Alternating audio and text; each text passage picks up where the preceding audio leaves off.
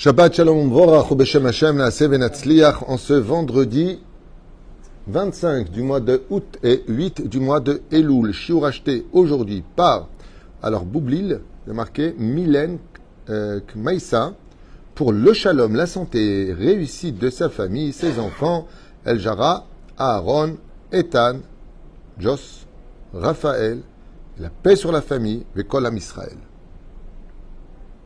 Bezrat Hashem, qu'il y ait le shalom, la refoua. On pensera à Kol Mete Israël. Merci d'avoir acheté ce shiur pour vous, Mylène, Bezrat Hashem, Boublil, il y a marqué. Mais ça. La meilleure façon de vivre le bonheur, c'est de savoir ce qu'est le malheur. Vous savez ça. Ça veut dire que si je n'ai pas le contraste de la vie, c'est comme quelqu'un qui est né dans des draps de soie. Il ne saura jamais ce que c'est un pauvre. Et il ne comprendra jamais la valeur de l'argent.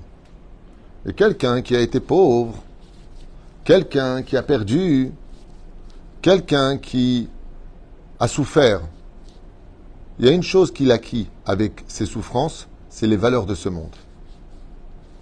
Quand une personne se marie très facilement, parce qu'elle est très belle, ou qu'il est très beau, qu'il a de grands moyens, pour lui, le mariage, c'est une station de la vie. Si ça ne marche pas avec elle, il y en aura d'autres derrière. Une personne qui a attendu 40 ans avant de se marier, quand elle trouve la personne avec qui elle veut partager sa vie, comme ça fait 40 ans qu'elle attend, elle va se battre beaucoup plus pour garder son bonheur. Quelqu'un qui a été très riche, j'ai connu une personne qui est née d'une famille très très riche. Seulement voilà qu'à l'âge de je crois, il avait 16-17 ans, sa famille a tout perdu. Ils sont devenus très pauvre. Il m'a raconté que quand il lui-même est redevenu riche par la suite, grâce à des affaires qu'il a fait, grâce à Dieu, il a béni les moments où il a été pauvre. Et je lui ai dit pourquoi? Il m'a dit parce que jusqu'à 17 ans, j'avais aucune valeur de ce monde. Pour moi, l'argent, c'était facile à avoir. Je comprenais même pas qu'il y ait des pauvres. Quoi. Tu peux pas faire d'oseille ou quoi? Pourquoi on a toujours de l'argent, vous en avez pas? Quand on a déménagé du palais dans lequel on vivait à Paris et qu'on s'est retrouvé dans un petit 3 pièces à dormir 3-4 dans une chambre, je me suis rendu compte que l'argent avait beaucoup plus de valeur que ce que je pensais. Et c'est pour cet esprit-là que dans les 60 masertot du Talmud, la Masechet Gittin vient avant la Masechet Kedushin. C'est-à-dire qu'on t'apprend les lois du divorce avant les lois du mariage. C'est bizarre. D'abord, tu étudies Gittin dans le Seder, après tu étudies Kedushin. C'est pas ce qu'on fait dans les Shivot, mais c'est comme ça dans le Seder. Lama, Shenemar, Trufa Kadma Lamaka, pour t'apprendre que dans la vie, rien n'est acquis. Premier ennemi de tous les couples, de croire que parce qu'on a mis une bague au doigt et que l'autre s'appelle mon mari, alors c'est dans la poche. Mamache, pas du tout. Personne n'est à l'abri d'un divorce. Personne n'est à l'abri d'une maladie. Personne n'est à l'abri de la pauvreté. Et personne n'est à l'abri de vivre ou de mourir aujourd'hui. Personne. Ad Kedekar que le roi David nous dit, Rabot, Shabbat Belev Ish, Vatsat Hashem Itakum. Toi, tu as beau faire des projets, ce que Dieu décidera, c'est ce qu'il y aura. Et je pense que combien parmi nous pourront lever la main en disant, punaise, j'avais prévu de partir en vacances, sauf je suis à l'hôpital parce que le petit il est rentré à l'hôpital. Je parle des exemples qui m'ont été dits ce mois, quoi. Des gens qui voulaient partir et tout s'est annulé. J'ai eu une roupa qui s'est annulée une semaine avant le mariage. Une semaine. Une semaine avant le mariage, le khatan, il décide, ou la cage, pas qui, l'un des deux, d'arrêter. Alors que tous les invités sont venus de France et que... Il y a des choses, des imprévus. Et c'est pour cela que les chassidim, un grand rave dont le nom m'échappe, avait dit « Seul celui qui s'attend à beaucoup souffrir sur terre ne souffrira pas beaucoup. Mais celui qui s'attend qu'à kiffer sur terre risque de beaucoup souffrir. » C'est-à-dire que dans la vie, il faut s'attendre à tout. Chaque jour où Baruch Hashem, un homme voit sa femme ou qu'un homme, une femme voit son mari, il faut savoir que c'est un miracle. Ce n'était pas un dû qui revienne à la maison ou qu'elle revienne à la maison. Un bus aurait pu lui passer dessus, par exemple, Chaz Shalom. Ou il a rencontré une autre femme, comme ma mère m'a raconté une fois, il y a très très longtemps, quand ils sont venus de Tunisie. Elle connaissait quelqu'un qui est parti de Tunisie à Paris. Et dans le métro, il était avec sa femme et ses deux gosses. Il a vu une très très belle femme sur le quai. Il a ouvert les portes, il est descendu. Sa femme a dit, qu'est-ce que tu fais? Il a dit, je te rejoindrai un jour. Il est revenu 20 ans plus tard. Histoire tunisienne. C'est vrai, c'est faux, j'en sais rien. En tout cas, ça peut arriver. Parce que, moi je vous le dis, Adayom Azé, cette semaine, il y a 3 mecs qui ont quitté leur femme du jour au lendemain pour une autre. Cette semaine. Et les femmes tombent pas du 10e étage, du 1000e étage. Dont une qui a dit à ma femme, j'ai même pas vu les choses venir. Rien n'est anaki. La reine étude aujourd'hui, pour qu'on vive un meilleur shalom et une meilleure réussite, comme on dit, pourquoi tu nous parles du Gehinam? Pour te faire comprendre que la Hirat Shamaïm, elle t'empêchera de fauter. Parle-moi du Gan Eden. Oui, c'est ce qui t'attend.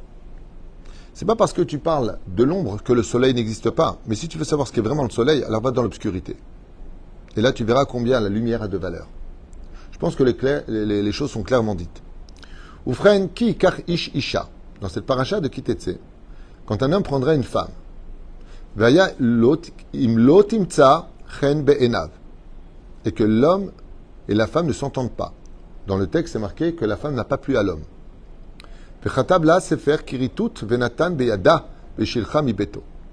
Et donc, il lui donnera le guet et la renverra de la maison. C'est pas comme aujourd'hui où malheureusement nous sommes gérés par des lois laïques. Mamash, kacha. Une femme qui divorçait retournait chez son père. Pas elle virait le mari la maison. C'est pas comme ça. Aujourd'hui, tout a changé.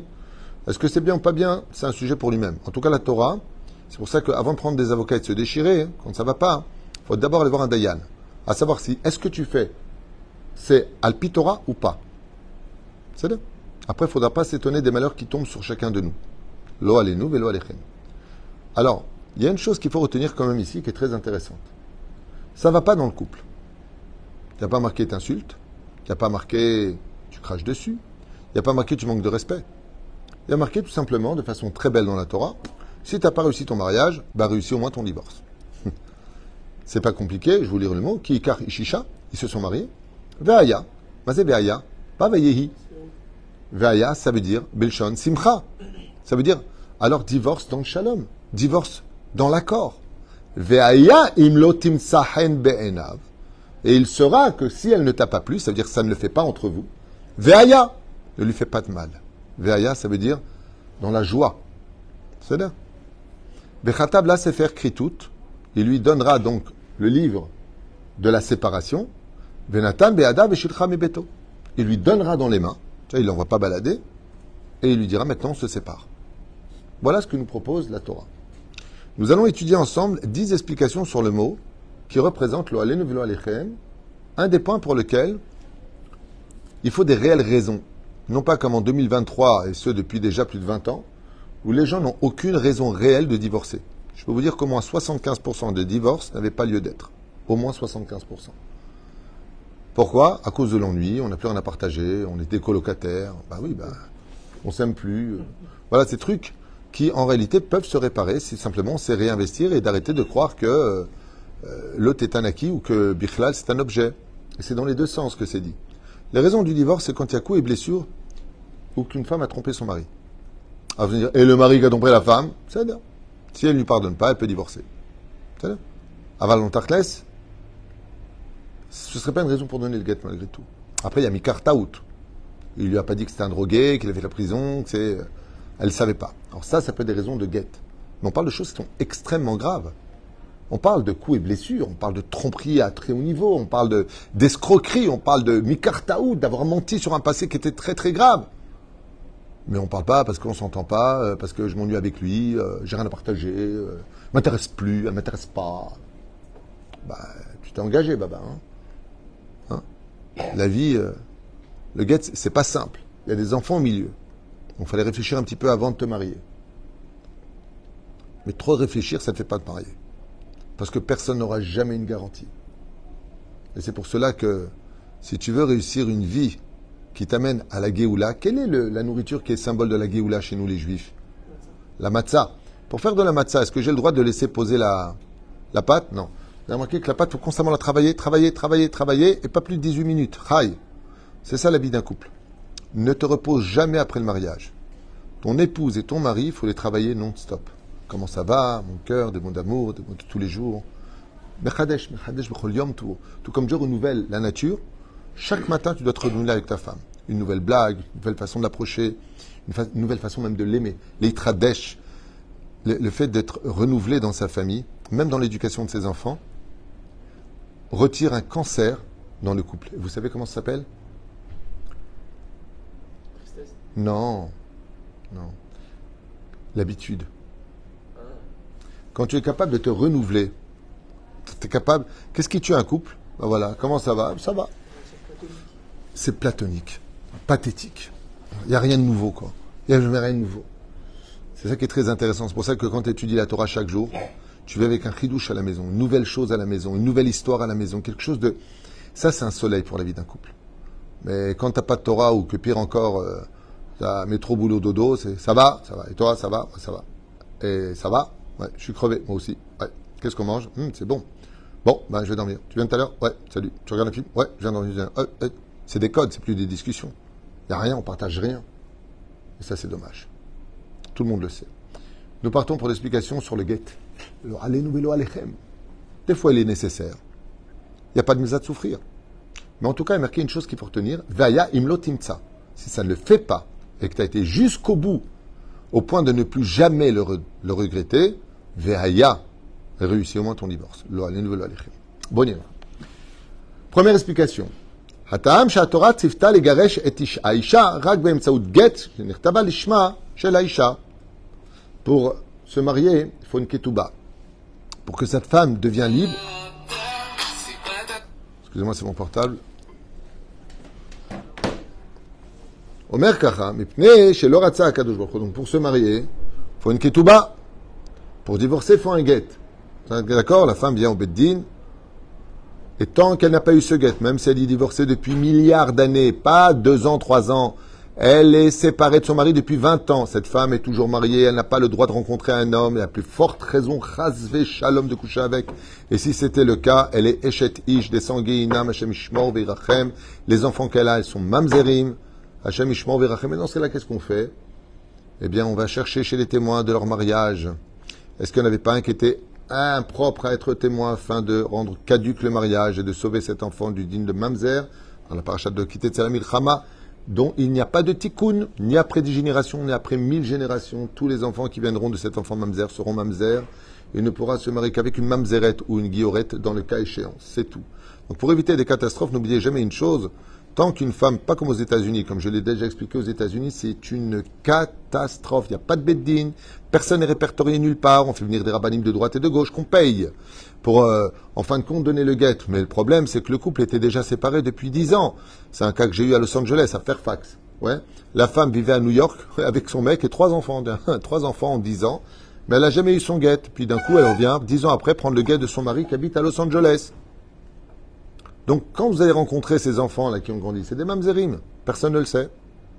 C'est pour ça qu'il faut toujours vérifier d'où tu viens, comment tu es né, ta provenance. C'est pas pour rien que le Beddin vous casse les pieds ici, la rabbanoute. Donne-moi le papier. À quelle heure tu es né? Est-ce que vous avez été marié avant? Une théouda de panouille. C'est quoi panouille? Que tu es libre. Apporte-moi des témoins qui savent que tu t'es jamais marié. Ouh, pourquoi tellement d'enquêtes? Vous nous saoulez, on fait ce qu'on veut, hein. Non, il faut savoir si cette union, elle est permise ou pas. Donc vous devrez plutôt remercier les rabbinim qui vous cassent les pieds pour vous marier que constamment les critiquer parce qu'en réalité ils vous sauvent, parce que vous pouvez apprendre des choses qui ont déjà eu lieu. Des fois tu te maries avec quelqu'un, mais il y a une histoire avec le Baal Shem Tov. Le Baal Shem Tov, il avait dit le jour où se mariera ton fils, non, ta fille, tu m'appelleras. Donc le Baal Shem Tov a été appelé et quand il est arrivé comme ça pour la choupa, alors c'est lui qui devait les marier. Et il a posé le verre, il a dit juste Sabri Maranan, il a offert un verre à son père, il lui a dit c'était le plus beau jour de sa vie. Il lui a dit oui, je marie ma fille. Il lui a dit Nachon, mais depuis quand un frère il peut épouser sa sœur? Alors le père regarde des larmes, il dit je comprends pas, il regarde le Khatan et il lui dit qu'est-ce qui s'est passé quand vous étiez dans telle et telle ville? On a été attaqué par les Cosaques et sa mère se met à pleurer. Et ils ont laissé leur bébé de 1 an parce qu'il était tombé dans un espèce de trou. Ils n'ont pas pu le récupérer, ils ont dû se sauver. Et le Baal Shem Tov leur a appris que cet enfant n'est autre que le Khatan qui était ici, que Dieu leur a ramené. Alors il leur a dit depuis quand un frère il peut épouser sa sœur? Il n'y avait pas de beddin, mais s'ils avaient fait les enquêtes, ils se sont rendus compte que qui est ton père? Tu as été adopté, il a été adopté par les Cosaques, il a grandi comme un chrétien, après il est parti dans un village, il a rencontré des juifs, il a fait tchouva, après il est devenu religieux, il a rencontré cette fille en Chidour. Au Baal Shem Tov, il y a le roi HaKodesh. Ici, on a le roi HaKotej. Donc, mais voilà au Beddin. C'est le Pérouche d'abord. Les maîtres. faire très attention qui est la personne que tu épouses. Peut-être que Bichlal, il y a des histoires derrière, surtout dans l'ancienne époque. L'ancienne époque, il y a plein de gens qui ne savaient pas que bon, t'es séparé, ça y est. Alors qu'Alpi Alacha, 3 mois après le guet, tu n'as toujours pas le droit de te marier pour une femme. Il faut vérifier qu'elle n'est pas enceinte de son premier mari. Il y a des lois. Après 3 mois, fais ce que tu veux. Kedat mon chef Israël. Maaseh Gerushin. Alors il dit comme ça. Mipnei shelo ratza HaKadosh Baruch Hu shemaaseh Gerushin yekal b'nei Adam v'yayvo legaresh et ishto mitor kaas u'prizizut lachen bezman kitibat get itkarer. Pourquoi il y a le get? Première explication du Sefer HaChinuch. Pourquoi il y a la mitzvah du get si on doit divorcer d'une personne? Tout simplement parce que le temps de prendre rendez-vous, et encore un rendez-vous, il faut faire un shalom bayit, après on te redonne un rendez-vous dans 6 mois, c'est long! On espère jusque-là que le couple se remette en question. Peut-être qu'on peut encore sauver le couple. Peut-être qu'ils n'ont pas été voir le bon thérapeute. Peut-être qu'ils auraient mieux fait de se calmer. Et c'est vrai que ces derniers temps, j'ai beaucoup de mariages à faire entre des gens qui ont divorcé et qui se sont remariés. Maurice, Jérémy et d'autres. J'ai eu plein de cas comme ça. Ça s'appelle Mishvat HaShabbat Kala. Et là encore, hier, j'ai reçu un coup de téléphone, si Dieu veut, pour une merveilleuse Kala, j'aimerais Chota, où le père des enfants lui a redemandé sa main. Il a fait. Il a fait. HaShabbat Kala, c'est une grande mitzvah. Aval, si c'est pour recommencer la même bêtise, Aval. C'est pour ça que j'ai dit tout à l'heure, je répète maintenant, quel est le premier ennemi du couple? Nervosité. N'oubliez pas ça. Tant que vous serez nerveux, rien ne s'arrangera jamais. Calmez-vous. Calmez-vous. Prenez des douches froides. Calmez-vous. Calmez-vous. Je vous en prie, calmez-vous. On a le droit de ne pas être d'accord, mais sans se manquer de respect. Sinon, c'est Masachet Makot. Aval. Première explication, pourquoi le guet? Tu t'es marié. Ça a pris du temps pour bien te faire réfléchir. Alors on va te faire aussi bien réfléchir pour un départ peut-être sans retour. Atam sha'aget nikra beshem ze. Pourquoi on appelle ça le mot get? On aurait dû s'appeler piroud. D'accord? Pourquoi on appelle ça le mot get? מפני שהתלמוד ירושלמי מסופר שיש אבן מסוימת בחוץ לארץ ומגרשת ומסלקת ודוחה את האבנים שבסביבותיה. Parce qu'on appelle, alors ça va paraître un peu bizarre, il y a un fleuve en Chutz Laaretz, dont une pierre. Quand elle déferle, elle dégage toutes les autres pierres. Et on appelle Gita. C'est le nom de la pierre. ולכן קראו לגט בשם זה, כי גם הוא גורם לפירוד והרחקה. Parce que quand elle déferle, elle dégage tout sur son passage. Comme ça explique le Shiltei HaGiborim. C'est un commentaire sur Masechet Gittin. Perush Hamila get. Qu'est-ce que veut dire le mot get? De 2 lettres. Ou shever. Le mot get signifie en hébreu briser, casser. ולכן נקרא הגט בשם זה, היות והוא שובר מפריד בין איש לאשתו, car il sépare l'homme de la femme. Et dans le ciel, Mesameach Tzion Levanea, quand on se marie, Akadosh Baruch Hu, il est très heureux de voir des mariages, attention, des mariages kasher, comme la Torah le demande. Ni réformiste, ni libéral, ni chas veshalom, une femme interdite. Ou pire encore, un mariage mixte. Chas veshalom. Aval. Quand une personne divorce, la Gemara elle dit que les pierres du Mizbeach pleurent. Dans le monde d'en haut, quand quelqu'un divorce, les anges y pleurent. Parce que c'est une maison qui est détruite. Des enfants qui vont pleurer. Une situation désobligeante. Chaval. C'est pour ça que quand on se marie, il faut toujours aller jusqu'au bout. Si après, il n'y a plus rien à faire, alors le guet sera au rendez-vous. Aotiot, Gimel, Tet. D'accord? Leolam enam mofiot yachad bechol haTorah kula. Nulle part dans le Sefer Torah, vous trouverez la lettre Gimel à côté de la lettre Tet. Nulle part. ולכן נקרא גט בשם זה, שלהורות שכשם שהאותיות ג' ט' אינם מחוברות בתורה. Donc pourquoi on appelle ça le mot get? Parce que dans la Torah, jamais tu trouveras dans un mot la lettre gimel à côté de la lettre tête. Et étant donné qu'on ne les a pas trouvées une seule fois dans toute la Torah, donc comment on appelle la séparation de ce qu'on n'a pas trouvé dans la Torah? Parce que Akadosh Baruch Hu les a séparés les deux. Amila get et Rachetivot. Oh, il est fait. Pourquoi est-ce que les gens divorcent? Regardez bien, c'est incroyable. À cause des 2 lettres du mot get. Gimel qui vient du mot ga'ava, à cause de l'orgueil de l'homme, des bras de fer. À cause de l'orgueil, vetipshut. C'est comme ça que c'est marqué. Beshem, Shari Nissim. Il dit pourquoi on appelle ça le mot get? Parce que c'est les initiales de ga'ava, vetipshim. Qu'est-ce qu'ils sont bêtes, au lieu de s'arranger, de faire le shalom, d'apprendre à changer, d'apprendre à se plaire, à se charmer. Allez, et on arrête nos bêtises. Là, l'orgueil. L'orgueil et la bêtise humaine. Avec ta journée en train de regarder les meufs comme ça. Je pourrais avoir mieux. Blid. Ami la guette remezet les gimel, pe'amim, tet sheole gematria, esrim besheva, ve'arev psukim askim ah, ok. Donc le mot get, il dit comme ça fait une allusion à shalosh pe'amim tet. Gimel, ça fait quoi 3. 3 fois 9. Ça fait combien 27. Pourquoi 27 Parce que dans la Torah, les versets qui parlent de la séparation sont composés de 27 psukim. Il y a 27 versets qui parlent de la séparation dans la Torah. Donc, Gimel, tête. 3 fois 9. Oh, c'est mignon. C'est pas plus que ça. Moi, j'ai pas... Wow. Oh, Amilaget, Gematria, 12.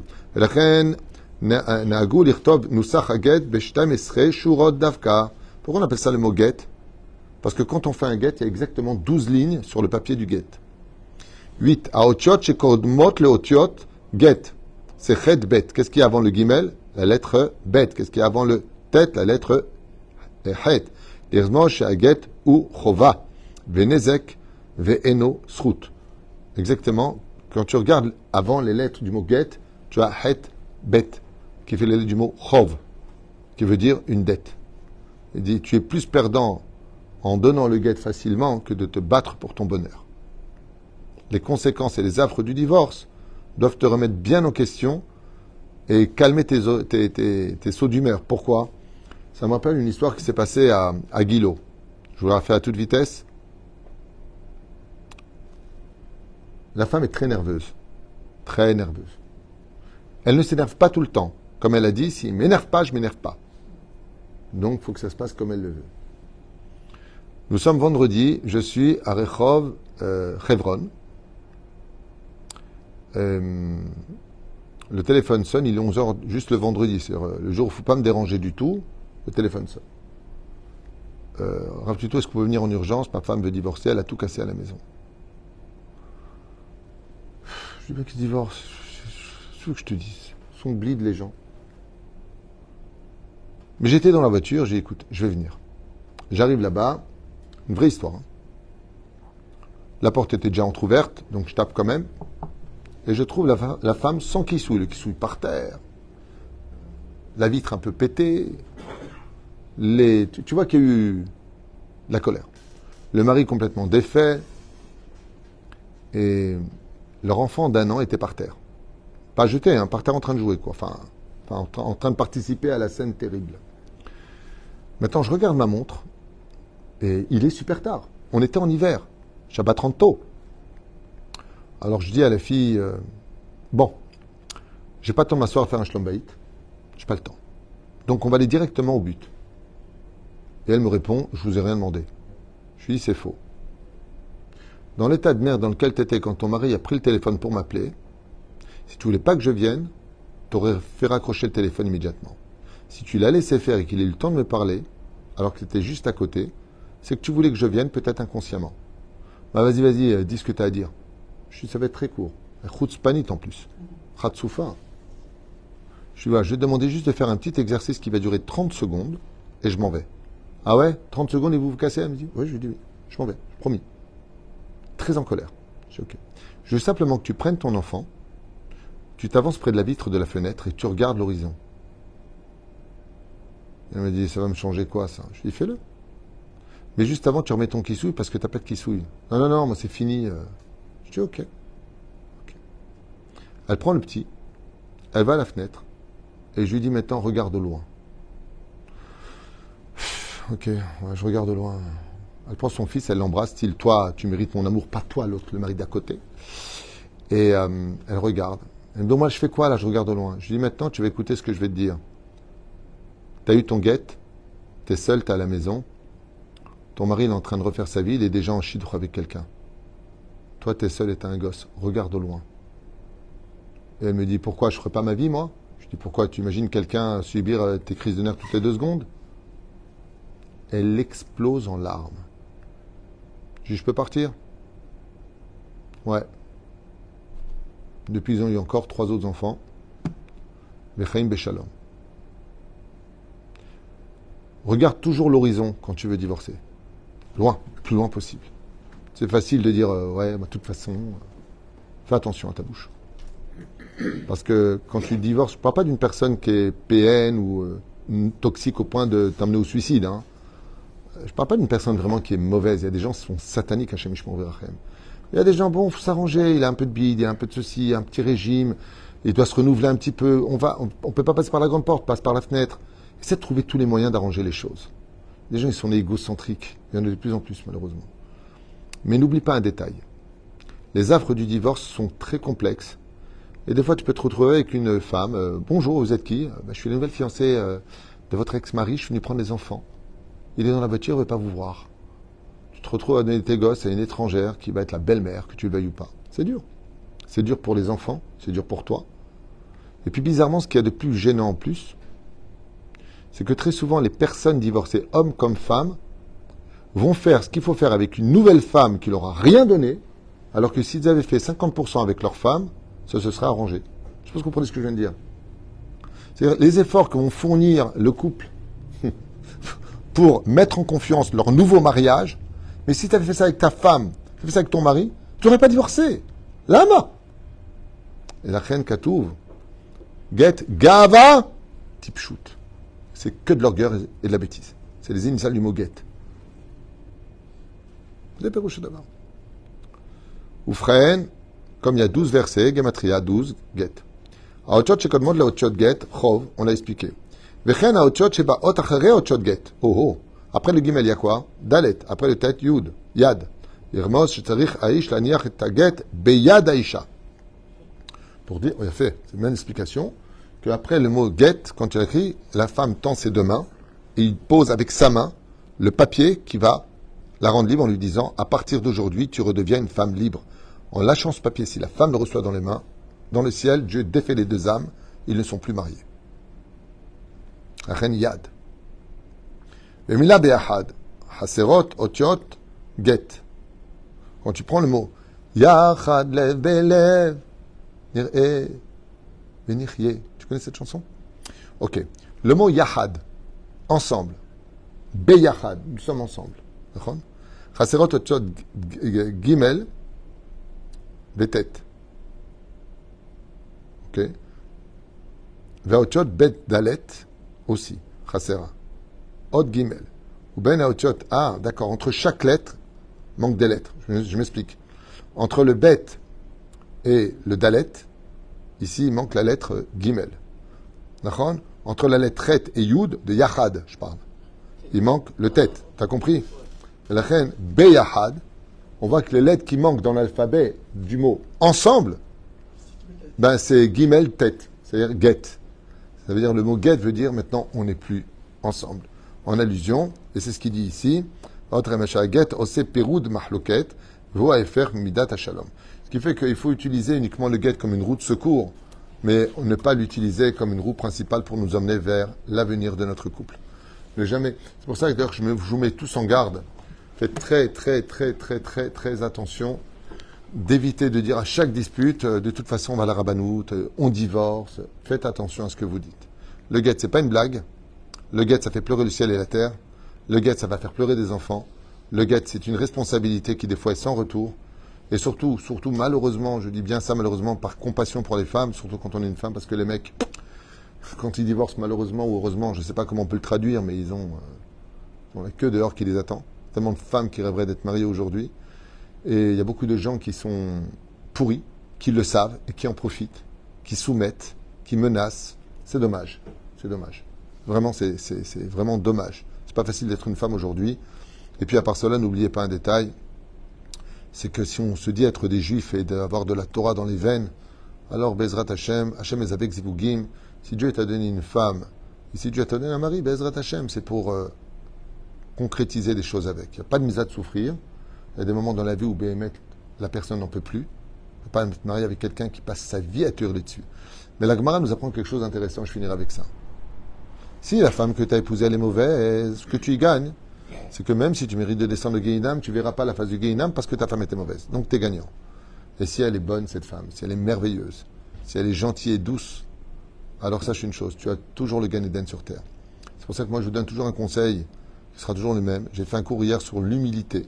Je vous conseille de regarder ce cours au moins une fois par semaine. Par contre, l'humilité. Très important cours d'hier qu'on a fait. C'est que le conseil que j'ai surtout donné aux femmes, c'est d'être femme. Une femme, c'est la finesse, c'est l'humilité, c'est la gentillesse, c'est le savoir parler. Laisse ton mec aboyer, qu'est-ce qu'on a à faire? Il se prend pour un mec, il se prend pour un taulier. Laisse-le croire. Parce que je vous dire un truc, nos grands-mères, c'était des vraies femmes. Elles parlaient toujours avec douceur. Elles mettaient leur mari dans la poche, quand elles le voulaient, si elles voulaient, avec un bon plat, avec bon, je t'en prie. En attendant, elles y arrivaient tous. Aujourd'hui, avec toutes les femmes qu'on a, la nervosité. Alors, c'est vrai que les temps ont changé, les femmes travaillent, je suis au courant, je suis dedans depuis 26 ans. Je sais de quoi je parle. J'ai étudié la psychologie des hommes et des femmes depuis plus de 26 ans. Je sais comment ça se passe, c'est pas le problème. Mais malgré tout, si les femmes étaient plus femmes, les hommes peut-être qu'ils seraient plus hommes. Ça veut dire que chacun sera à une place, pas pour écraser l'autre, mais quand chacun est à sa place, alors on a beaucoup plus de facilité à se retrouver l'un en face de l'autre. Et Bezrat Hashem, c'est ce que je vous souhaite à tous. Comme le demande Bezrat Hashem, cette malheureuse femme qui a acheté ce chiour, Bezrat Hashem, pour ce cours sur le guet, en passant du mariage, du bonheur. Il faut savoir une chose, c'est que le bonheur ne peut exister que quand tu as peur de le perdre. Baruch Adonai Leolam, Amen ve Amen.